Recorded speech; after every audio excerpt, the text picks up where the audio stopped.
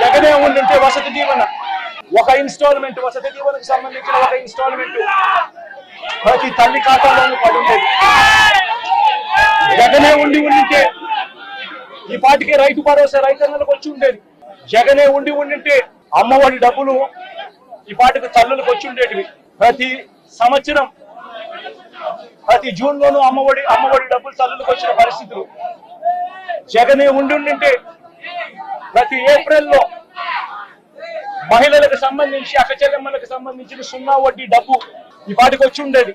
జగనే ఉండుంటే మత్స్యకార భరోసా అన్నది ప్రతి ఏప్రిల్ 15 నుంచి జూన్ 15 మధ్యలో క్రమం తప్పకుండా జగన్ మత్స్యకారులకు తోడుగా ఉంటూ మత్స్యకార భరోసా ఇచ్చాడు.